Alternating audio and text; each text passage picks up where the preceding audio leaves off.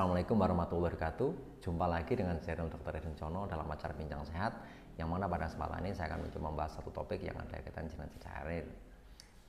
Bagaimana cara menangani cacar air pada anak? Saya yakin sahabat sehat sudah sering melihat seseorang menderita cacar air. Bahkan bisa jadi sahabat sehat pernah menderita cacar air sendiri. Tapi saya yakin banyak sahabat sehat yang tidak tahu bagaimana cara mengenai cacar air yang tepat, sehingga timbul komplikasi di sana. Salah satu komplikasi yang sering terjadi adalah infeksi sekunder, yaitu cacar air berisi nanah. Nah, kondisi infeksi ini sangat mengganggu. Kenapa? Karena bisa menimbulkan bekas pada kulit yang kena infeksi sekunder tadi. Jadi penampilan menjadi tidak menarik. Untuk itu, mari kita bersama-sama mencoba membahas topik ini. Semoga bermanfaat. Sebelum masuk pada topik utama, untuk sahabat sehat yang belum subscribe, pencet dulu tombolnya. Cacar air ini disebabkan oleh Varicella zoster, sama dengan penyebab herpes zoster. Sifatnya bisa sembuh sendiri, tapi tetap harus ditangani supaya tidak menimbulkan komplikasi. Yang pertama, beri obat panas atau obat nyeri. Kenapa? Pada waktu terinfeksi cacar air pada waktu pertama kali kena akan menimbulkan panas dan rasa nyeri. Untuk itu, anak-anak yang mengalami cacar air sebaiknya diberi obat penurun panas dan obat mengurangi rasa nyeri, bisa ibuprofen atau paracetamol. Kemudian yang kedua, beri obat gatal. Ini bisa dalam bentuk lotion atau Caladin.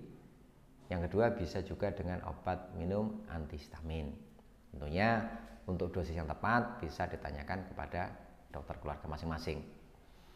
Kemudian yang ketiga, sebaiknya kalau cacar air ini terjadi pada bayi, anak-anak sebaiknya dikasih sarung tangan. Kenapa? Karena cacar air ini menimbulkan rasa gatal dan tangan ingin menggaruk.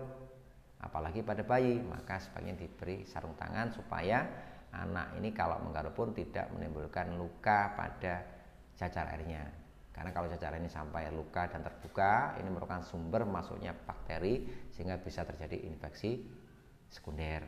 Kemudian yang keempat, tentunya beri baju yang nyaman untuk bayi.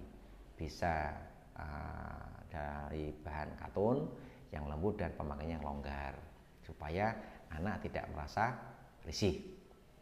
Kemudian yang kelima, anak-anak atau balita ini sebaiknya dimandikan dengan air hangat. Jadi banyak orang yang bilang kalau kena cacar air tidak boleh dimandikan. Tetap anak harus mandi. Kalau gak mandikan maka akan merasa gatal, maka anak menjadi risih dan akan ingin menggaruk terus. Jadi sebaiknya yang kena cacar air dimandikan. Jadi kalau ada mitos orang seharusnya gak mandi, tidak harus dimandikan.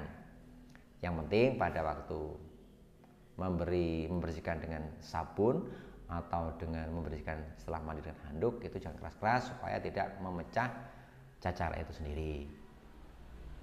Kemudian yang keenam, anak-anak ini yang kena cacar air ini juga harus diperhatikan makan dan minumnya. Kenapa? Karena cacar air ini bisa menyerang bagian dari mulut dan kerongkongan. Jadi anak-anak ini bisa menjadi tidak nafsu makan karena terasa nyeri karena ada luka di dalam mulutnya. Hampir mirip dengan sariawan ini. Maka perhatikan makan dan minumnya. Sebaiknya makan yang diberikan adalah makan yang lembut, bisa dalam bentuk agar-agar, bisa dalam bentuk bubur, dan jangan beri makan yang terlalu merangsang. Jadi pedas itu gak boleh, karena akan menyebabkan rasa nyeri dan anak tidak memakan. Kalau anaknya masih minum ASI, ya ASI tetap dilanjutkan. Jangan sampai anak tidak makan atau berkurang minumnya sehingga timbul dehidrasi, sehingga menimbulkan masalah yang lain lagi.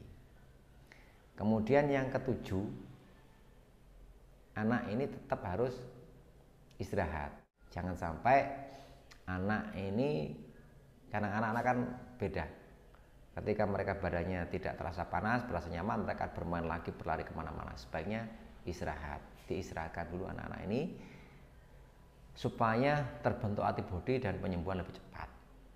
Kemudian yang ketujuh, anak ini sebaiknya jangan sekolah dulu. Kenapa? Karena kalau anak-anak itu dipaksakan sekolah, dia akan menularkan penyakit cacar air ini kepada teman-temannya. Berapa lama sebaiknya istirahat?